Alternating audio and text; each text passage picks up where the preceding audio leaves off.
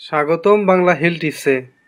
আমাদের আজকের বিষয়, জীবনে আর যাই করুন এই 5টি বিষয়ে কখনো আফসোস করবেন না। জেনে নিন, কাজে দিবে।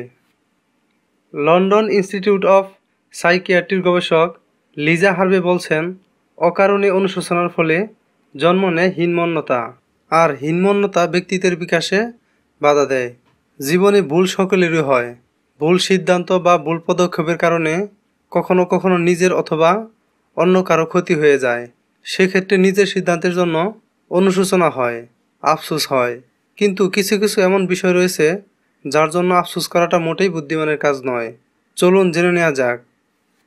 1. আপনার চেহারা। মনে রাখবেন, আপনি কেমন দেখতে তাতে আপনার কোনো হাত নেই। নিজেকে আপনি নিজে গড়েননি, কাজেই আপনি বেটে না মোটা, রোগা না লম্বা, ফর্সা না কালো, সে নিয়ে বিন্দুমাত্র মন খারাপ করবেন না। আমি কেন আরেকটু ফর্সা, লম্বা বা রোগা হলাম না, এই ভেবে আফসোস করার কোনো মানে হয় না। 2. নিজেকে নিয়ে নেওয়া আপনার সিদ্ধান্ত। নিজের জীবন সম্পর্কে আপনি যে সিদ্ধান্ত নিচ্ছেন তা জীবনকে সহজতর করার লক্ষ্যেই নিয়েছেন, কাজেই সেই নিয়ে লজ্জিত বা অনুশোচিত বোধ করার কিছু নেই।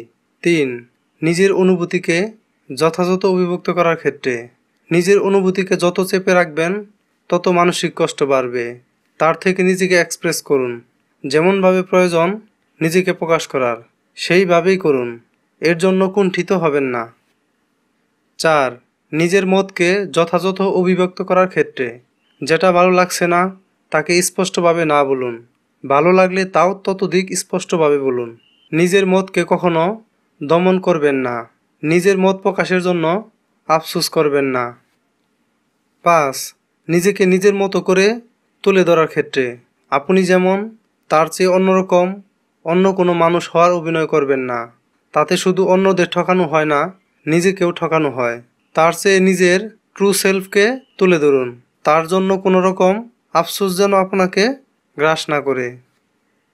যদি আমার এই ভিডিওটি আপনার ভালো লেগে থাকে তাহলে ভিডিওর নিচে লাইক দিবেন, কমেন্ট করবেন এবং ভিডিওটি শেয়ার করে সবাইকে জানার সুযোগ করে দিন। এবং স্বাস্থ্য বিষয়ক আপডেট পেতে চ্যানেলটি সাবস্ক্রাইব করে রাখুন। ধন্যবাদ।